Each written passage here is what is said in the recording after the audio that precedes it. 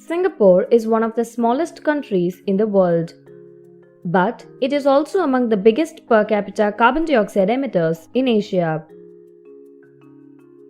In a bid to tackle climate change, the country is building one of the world's largest floating solar farms.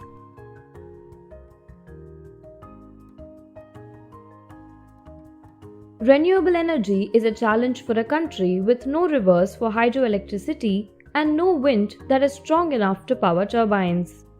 Therefore, with little land space, Singapore, a tropical country, has turned to solar power.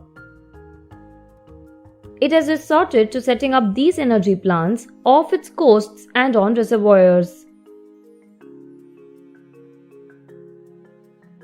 The solar farms have been built to cut down greenhouse gas emissions to a large extent. One of the newly built solar farms spreads out from the coast into the Johor Strait. It consists of 13,000 panels which are anchored to the seabed and can produce 5 megawatts of electricity. This will be sufficient to power 1,400 flats for an entire year. Another larger project is underway at Tengeh Reservoir with around 122,000 panels. Once this is completed, it will be one of the biggest in Southeast Asia. It will cover an area that will be the size of 45 football pitches.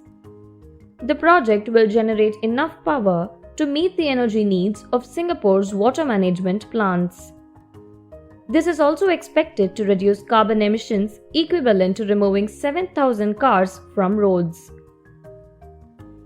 These solar panels are imported from China and are anchored to the floor of the reservoir with blocks of concrete.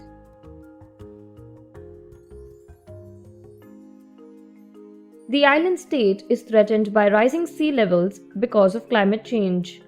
For this, the country has pledged to halve its 2030 peak greenhouse gas emissions by 2050.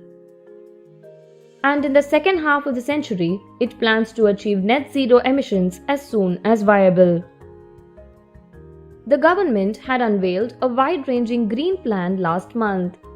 This includes steps such as planting more trees, reducing the amount of waste sent to landfills, and building more charging points to encourage the use of electric cars. It is also aiming at increasing solar energy production to around 2% of the nation's power needs by 2025 and to 3% by 2030. This will be adequate for 350,000 households per year.